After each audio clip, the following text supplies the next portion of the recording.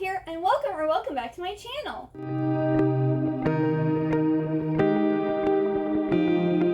Alright, so today is the start of another weekly reading vlog. Let's talk about the books that I'm going to be reading this week. Well, first off, it is now September, so Bookoplathon has started, and this is one of my Bookoplathon picks. I think this was my autumn. I got the autumn prompt, and I was like, ooh, this looks kind of spooky, and I wanted to read it. So I think I'm going to be reading a short story a day.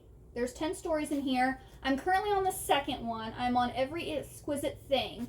And this is a short story collection from the Shadowhunter world by Cassandra Clare. And all the stories are supposed to be centered on the shadow market. So I'm going to work on reading this. I also have started the audiobook of The Inheritance of Arcadia Divinia. I'm only on chapter 2, so I'm going to continue listening to that. And that is about Arcadia Divinia, who is getting ready to die, and she has sent an invitation to all of her relatives to come on May something to her house to claim their inheritance. Right now we're learning about her house, where she lives, and I think chapter 1 was from her perspective, chapter 2 is from I think one of her granddaughters. So I don't know if we're going to have a lot of different perspectives or it's just going to be them two, but it's reminding me a lot of Encanto. And then I'm going to also start reading Return to the Secret Garden. I plan to start that today, and this is by Susan Moody, and this is just a sequel to The Secret Garden, and it doesn't have very good reviews, so I don't know how I'm gonna feel. Not that many people have read this, at least on Goodreads, and I think it has a 2-star average. So we will see. We will see how this goes. Then I want to read Where the Crawdads Sing by Delia Owens. I think I'm reading for the spring theme, which this was for Read a Romance. I believe this was for a spring theme. And I want to get this read because I do want to watch the movie. And I've heard lots of great things about this book. I don't know if it's going to be my type of book or not, because initially, I wasn't interested, but I watched the trailer, and the trailer looked good, so I'm like, well, I need to read the book first, so. But this is about this girl called the Marsh Girl who, I think basically raised herself in the marshes, and there's these 2 guys that like her, and one of them ends up dead, and she's getting blamed for killing him. So it's a murder mystery. But I also think it's kind of a coming-of-age type of story. At least it felt that way from the trailer. We'll see. But yeah, I'm excited to read this one. And then I also plan to read The Righteous by Renee Audier. I've been wanting to read this for a while. I believe it came out last December, and I just got this last month, so I'm really looking forward to reading this. And this is the 3rd book of the Beautiful series. That's about this girl who moves from France to New Orleans, and her job is to find a husband, and she ends up finding out about vampires, werewolves, fae, and all that. And this is following, I think, her friend. Yeah, this must be from Pippa's perspective. So I've heard it's better than The Damned, but a lot of people still think The Beautiful is the best book so far in this series. I'll find out where I land. But yeah, that is everything for now. And I will check in with you once I have read some. And happy Labor Day. Yes, it is now Labor Day. I'm so happy because I had off today, even though I was pretty much just filming all day long. But I'm using my new Hello Kitty mug to drink my green tea. And this thing is huge. This is more like a soup cup. Look at it next to my head. It's so big, it's almost the size of my head. But it is so cute, I love it so much. But to fill you on what I've been reading, I am up to 14% in The Inheritance of Arcadia Divinia, and it's okay so far, but it's more building everything up, because we're learning a little bit about Arcadia Divinia, how she got to the 4 rivers, her childhood, and then I think we're also meeting all of her grandchildren. Charlie is so happy he's just purring.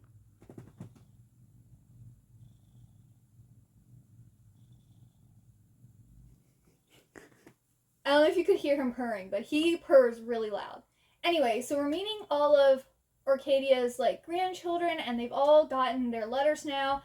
And Jay and Mara, they're in his truck going to Arcadia's house, and I'm guessing everyone else is going to be on the way too. So it's right now it's just set up because we don't actually know the inheritance that she's giving them. I know a lot of them feel like they're cursed. It seems like life just doesn't go the way they want, and they have all these difficulties, And apparently their grandmother has always said that they're cursed. So maybe we're going to find out more about that once they get their inheritance or whatever. Then I read the second story in Ghost of the Shadow Market. So I read it yesterday. I need to read the next story today. The story was Every Exquisite Thing. And this is about Anna from the Last Hours trilogy. And about her deciding to wear boy clothes and when she first meets Ariadne. So that's what that story was about. And I'm just gonna rate it as a whole. I'm not gonna rate it like individual stories. And then I did also start reading Return to the Secret Garden, and I got to page 65. It's not bad. Here's the thing. We start off with Mary Lennox, and she's an old lady, and she's just gotten bad news from the doctor. We don't know what it is, except that she's probably going to be dying soon. So she's now kind of started thinking back on her life, and I guess like all of the things that have gone wrong in her life. And we do get like little like quotes and stuff from the book as she's like remembering things. She's all alone. Dickon and Colin are, to my knowledge, both dead now. And then it switches to Mary, I think, is 17 in this. I believe she's 17. So this takes place a few, like, probably, what, like 5 years after the Secret Garden. It's World War One. Dickon has enlisted, and he is, you know, over on the front lines fighting. And Colin is very much against all of the lies and everything that they told these soldiers to, like, join up to enlist, because what they were promised and what they were told that they were fighting for is not actually what they're fighting for. You know, if you've ever read about World War One or you studied it, it was a gruesome battle where a whole bunch of young men died senselessly. And then when the war was over and they went home, a lot of them had PTSD. They were missing limbs because of like their head getting hit and different stuff. Like, you know, they have mental disabilities and they couldn't function in society anymore. And it basically destroyed an entire generation of men. And so my biggest thing about this is Dickon, we just got through Dickon like receiving letters or sending letters and his experiences on the front line, and it's gruesome. It's gross. I don't like war. I don't like war stories. So getting through that chapter was rough. The writing isn't really flowing. It does feel like I'm reading an older book. This book, I think, was written in the mid-90s? Yeah, 1995. This book was written in 1995. So it is an older story. I mean, I was 6 when it came out, but it's still an older story, and it does feel like it's written older. So it's not pulling me in, and then it's also grossing me out at the same time. So I don't know how I feel about it. I want to keep going with it because, I mean, once we, like, World War One gets over, like, maybe it will get better because then I won't have to read about all the gruesome stuff that's happening. Oh, and also Misselthwaite has been turned into, like, a hospital for men who have been wounded in World War One. So if you like historical fiction set around World War One, you'll like this book. Probably if you like Downton Abbey and stuff too, which, I mean, I do like Downton Abbey, but I never got into it as much as everybody else did. And I did start, like, you know, falling off when it was during the World War One phase, because I'm just like, not my thing. I'm going to read the next story in this, the third story, and then I'm going to try to get more of this read today. I'll check in with you all later. I'm watching Chloe's Sorry for any noise in the background. My husband has his D&D group over, but I'm watching Chloe hauling some books and spending time with Charlie. Say hello, Charlie. He normally does not sit in this bed, but apparently he likes it that it's filled with papers. So, win. Now Ellie has come and joined, and she's sitting up on top of the bookcase while Charlie sits down there. Well, actually, he just left. But yeah, I had both my keys with me for a few minutes. It is now Wednesday, so let me fill you in on what I've read. So I'm up to 18% in The Inheritance of Arcadia Divinia so far. Then I read the next 2 stories in Ghost of the Shadow Market. So I've noticed all of these obviously all mention or take place in the Shadow Market, but they also all feature Brother Zachariah or James Carstairs, aka Jem. He has a lot of names, but yeah, he's in every single one of the short stories. So I read Learn About Loss, And this one is Brother Zachariah and Sister Amelia go to like this carnival that has popped up, but it's actually a shadow market. And there's like a demon who's in charge of it and has some animus that they need to collect. And also while they're there, they see a shadow hunter with a fae lady, or with a fae woman, and their child. So in the next story, A Deeper Love, we have Tessa and Katerina are nurses during World War II, and Brother Zachariah is trying to track down this Shadowhunter family, which is, or I should say Shadowhunter and his fae wife, who are the Lost Herondels. And he ends up getting injured, and Tessa and Katerina have to like save him. So I will be reading The Wicked Ones tonight, which is the 5th story in here. Then I'm still reading this. I've gotten up to page 225 and I'm on chapter 16. And this is very much historical war fiction, pretty much, which is not my genre at all. This is basically talking all about the horrors of World War I and like the horrors and like of almost like the ignorance that people went into when they got married, not knowing, you know, about sex and how to do it and how to make it work and all that stuff. Because, like, there's, one part about the men that came back from World War I.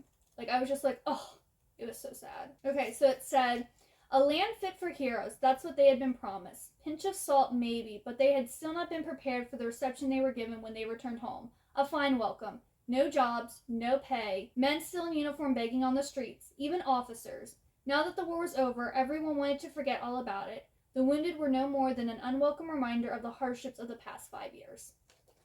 So, like, those poor guys went over and, like, they had shell shock, they had PTSD, they had missing limbs, eyes, like, body parts, whatever, and they came back and people just kind of wanted to push them to the side and forget about them, which is so heartbreaking. And then, like, there's this one part where Dickon is like, reminiscing about, I don't want to say reminiscing, but he's, like, remembering back to when they were going through towards the end of the war and looking for the dead, like, military men and stuff so that they could tell their loved ones that they were gone.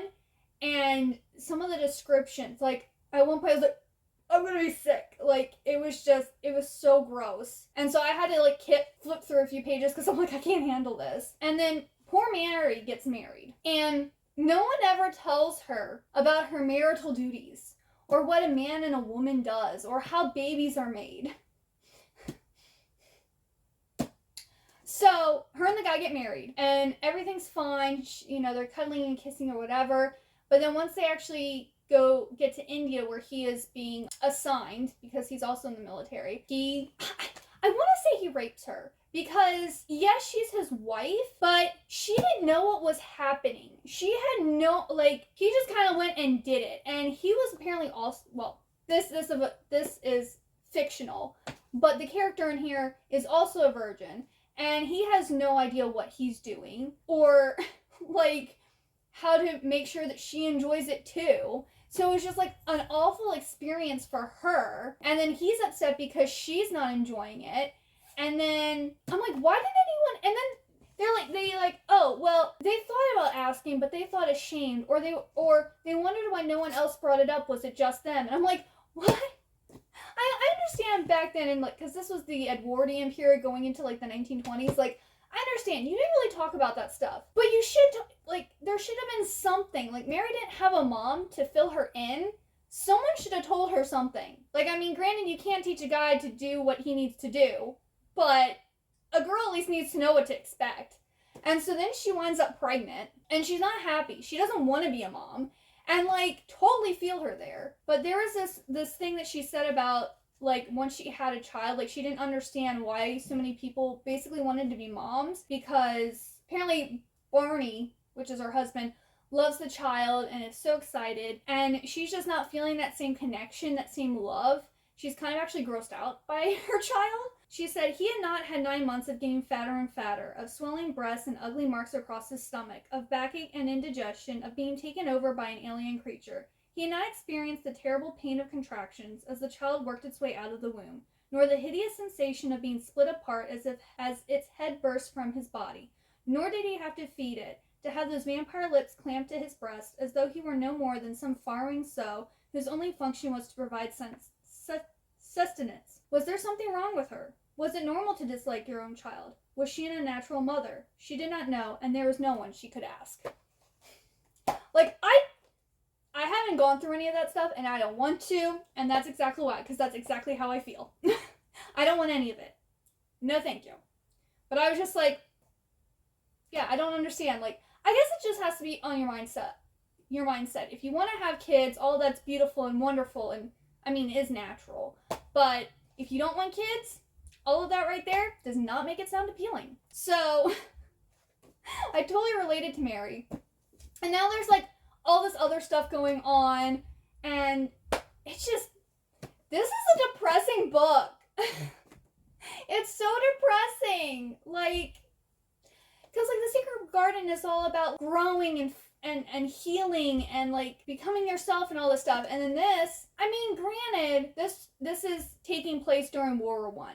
And life did get dark. It did get depressing. Things were bad. So I can understand why it is so dark, but it's weird that you would take a child classic that's filled with so much joy and, like, nostalgia and create this depressing, like, historical World War I fiction. I understand why people gave it 2 stars. It's not a bad book, though.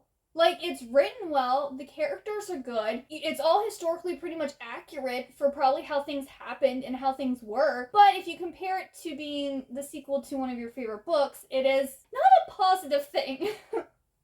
So I am going to try to keep on chugging through this. I'm hoping to get it done this week.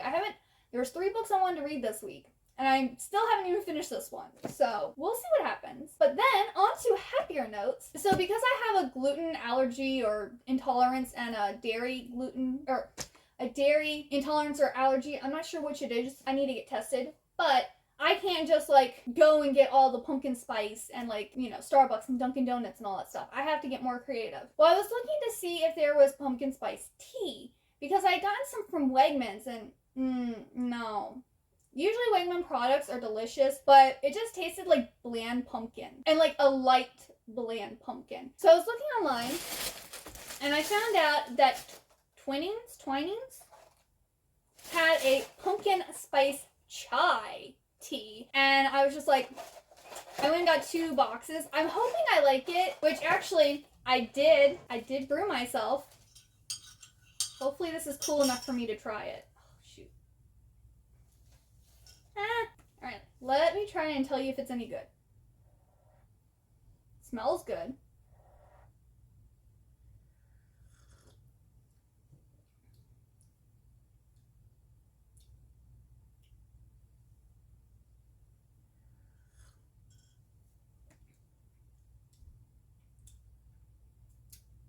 It just tastes like chai tea. I'm not getting really anything else besides chai.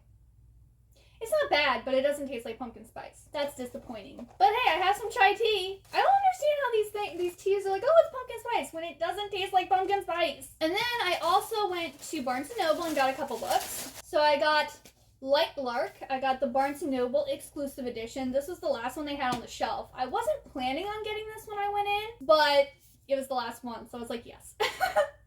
I actually went in because sometimes my Barnes & Noble puts out books early. I was hoping that maybe they had the Ballad of the Never After out already because it comes out Tuesday, but they didn't put that one out early. But the Barnes & Noble edition, special edition for this, has like an exclusive bonus chapter in the back of it. This says, welcome to the Centennial. Every 100 years, the island of Lightlark appears for only 100 days to host a deadly game, where the rulers of 6 realms fight to break their curses and win unparalleled power. Each ruler has something to hide. Each curse is uniquely wicked. To break them and save themselves and their realms, one ruler will die. To survive Isla Crown must lie, cheat, betray, even as love complicates everything. So I've heard quite a bit of YouTubers talking about this already, and most of them are like, it was enjoyable. It wasn't groundbreaking, it wasn't super special, but it was enjoyable. And Liv said, if you like Caraval, you'll like this. I love Caraval, so hopefully I'll like this. I don't know, most of the books that Liv likes, I like too, so I'm pretty sure I'll like this. And this is also a really pretty cover. It's like a heart with flowers coming out of it. So yeah, I got that one. And then This one, I haven't heard anyone talk about it. A.G. Howard wrote a trilogy that was a Alice in Wonderland retelling. I think it was like Entwined, Ensnared, and okay, she wrote Roseblood, which was a Phantom of the Opera retelling, Splintered, that's what it was. Her Dark Alice in Wonderland series, Splintered. So I read Splintered and I really liked that. I read Roseblood and I enjoyed that. And then I started to read Stain, but I don't know if I wasn't in the mood or if I didn't like it. I don't know, but I got 36 pages in and I'm just like, eh. But hopefully, I actually do want to finish this before the end of the year. And this is a gorgeous book too.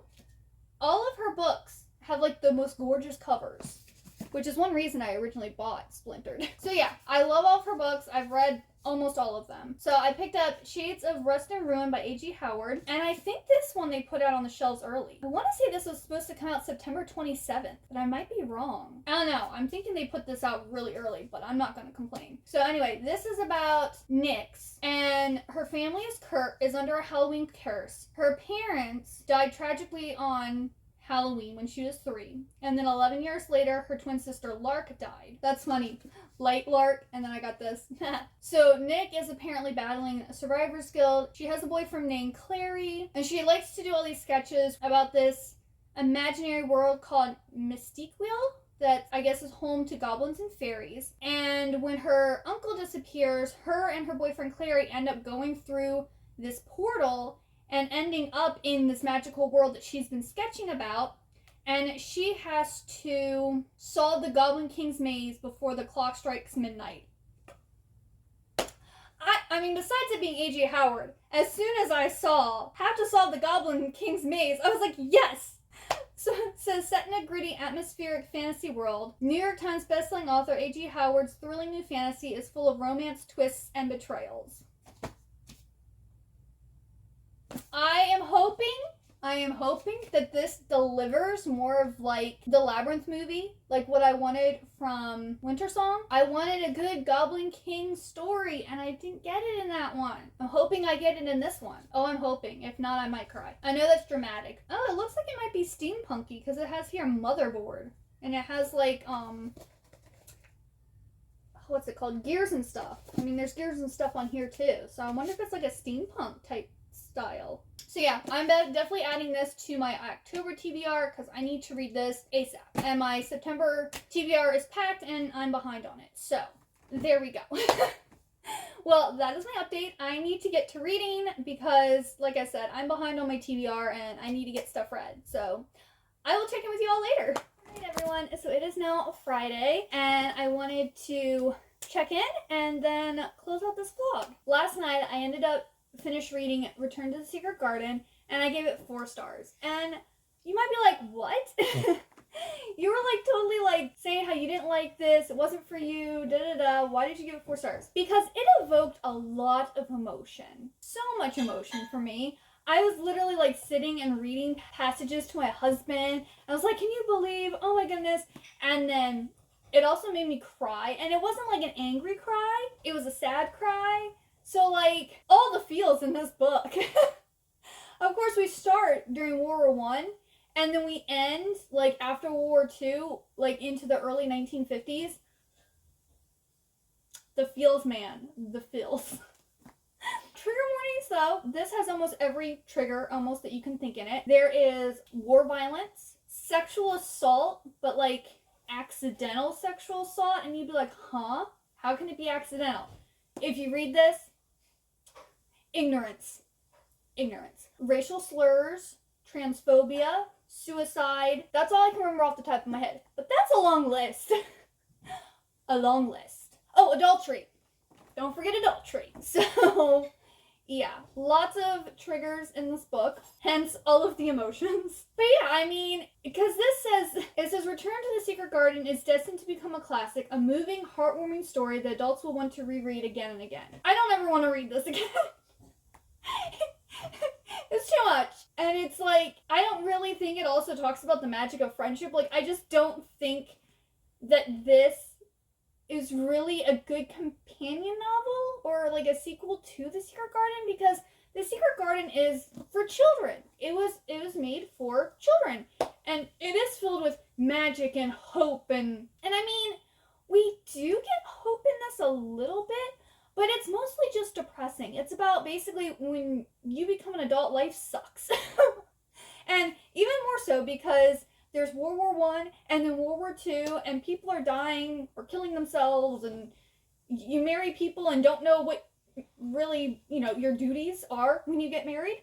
And it's just, yeah, it's a whole, it's depressing, but it still deserves 4 stars because it takes a lot to make me feel something, so it gets props for that. And then now I'm currently up to 31% in Arcadia Divinia, and nothing is really happening. We're 31% into this book, and nothing is really happening. The family has now gathered at the house, and they've found her turning into a tree. And we're still, going back and, learning parts about Arcadia's life. And she kind of has, a Cinderella story. She even, goes to a ball wearing, a blue... Well, sorry. She wears a blue dress, and her mother won't let her go to this ball that they're having. So she stands and she watches from, a railing. But she's still wearing a blue dress, and she's been denied going to this ball. So I'm like, oh, now we're getting Cinderella vibes. I just don't really get the point of this book so far. It's supposed to be, a family story, and I'm not really into those. So maybe that's how... I don't know if I've ever read a family story, but, not really my thing. Not that I'm not into family, but it's, I don't have, a huge extended family. I'm not in contact with everyone. I'm not, when I was younger, we had reunions and stuff, and we went to, relatives' house for Christmas, Eve and Christmas and stuff like that, but, now, no. My one grandmother lives with my parents. Yep, that's about it. So, not, close family is important to me, but, extended family and, the whole big shebang, not so much. So don't really relate to that. And then I got my hands on I'm Glad My Mom Died by Jeanette McCurdy. And if you watched my vlog from the week before this, you'll know that I listened to this. I gave it 5 stars. It was beautifully written. It was heartbreaking. It was raw. It was just, I don't want to say it's a good story, but it's a very real and honest story that was enjoyable because of her, personality, her humor, Jeanette's just funny. Even though when she's thinking about these horrible things that happened to her when she was a child, she's still, I think it says, Jeanette McCurdy is the queen of lemonade from lemons. And that was a quote said by Lena Dunham. She turned lemons into lemonades. If you haven't heard about this, or you haven't read it, what are you doing? Because you really need to read this. But trigger warnings. There are a lot of trigger warnings for this. I don't really look at trigger warnings because I'm not really bothered by anything necessarily.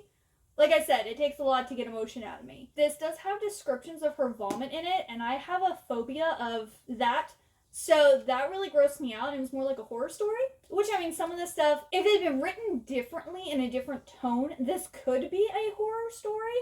But because of the funny, humor that she puts on it, it doesn't seem like a horror story until she starts talking about what comes out of her. So, yeah, just keep that in mind. That is the end of this vlog. If you like this, please give it a big old thumbs up and also hit that subscribe button down below. And if you got all the way to the end, leave me a yellow heart emoji or pink for the cover of this book. And let me know what you've been reading recently. Have you had any 5-star reads or read a book and didn't expect to really like it and ended up loving it? Let me know. Let's chat down in the comments below. And I hope you have a wonderful good day or night, and I hope to see you next time. Bye-bye!